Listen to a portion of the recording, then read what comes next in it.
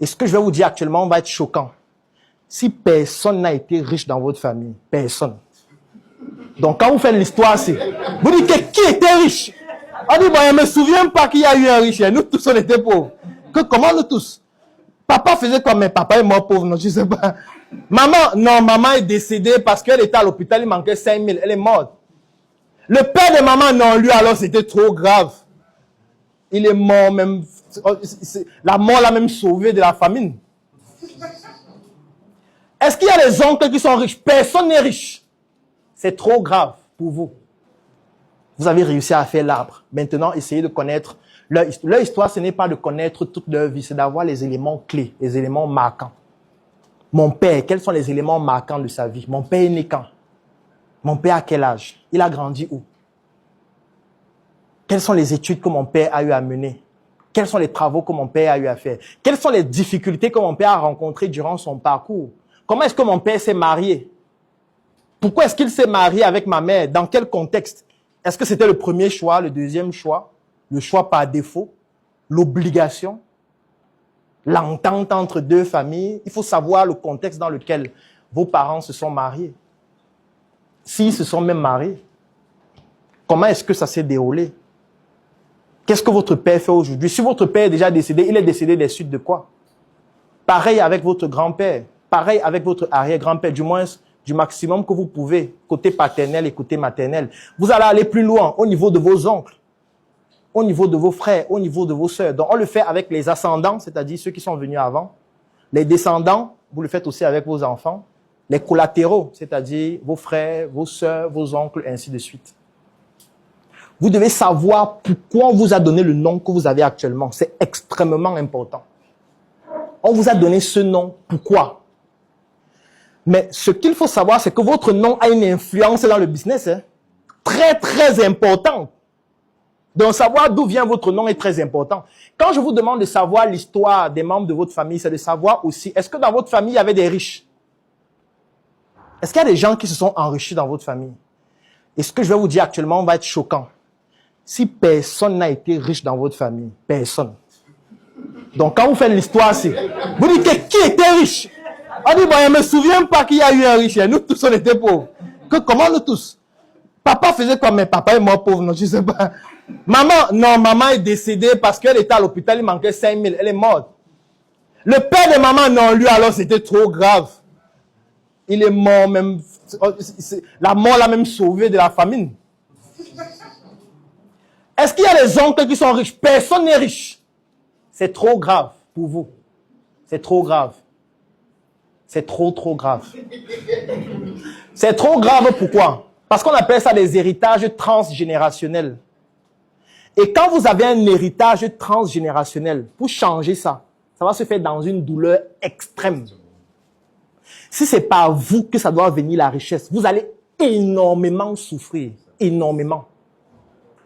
Énormément. Ce sera brutal, mais ce sera obligatoire parce que c'est vous qui allez changer cet héritage pour que les autres puissent en bénéficier dans l'énergie que vous allez leur transmettre. Parce que dans votre énergie, il y aura maintenant, cette fois, l'énergie de la richesse. Mais sauf que ça va passer par des douleurs extrêmes.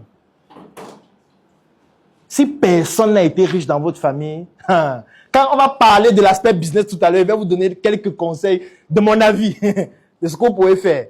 Parce que si vous avez peur de la douleur, de la violence, c'est mieux d'éviter de dire que vous voulez devenir riche. Parce que ce sera trop violent, trop difficile, trop brutal pour vous.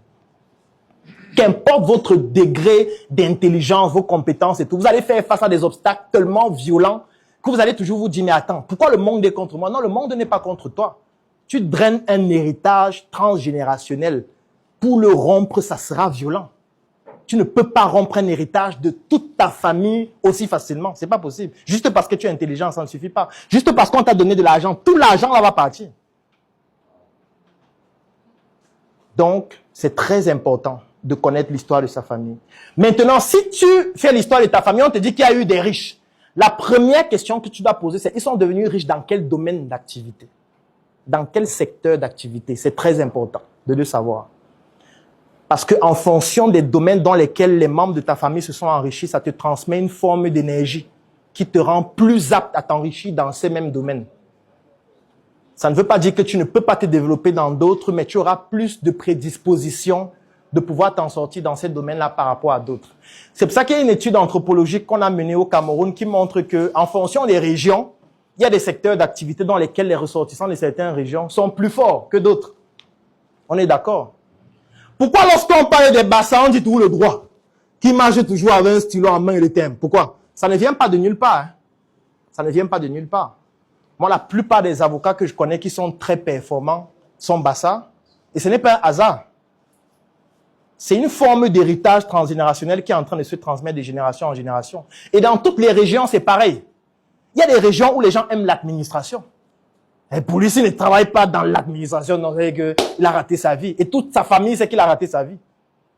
Même s'il crée une entreprise qui emploie 1000 personnes, il dit non, ça c'est rien du tout. Tant que tu n'es pas dans un bureau, chef de cabinet, c'est que ce que tu es en train de faire, tu es en train de t'amuser. Il y a des régions où si tu n'as pas une boutique, ça veut dire que tout le monde pleure seulement. Ouais. Donc tu vas mourir sans boutique. Donc tu vas mourir alors que tu n'as pas de boutique.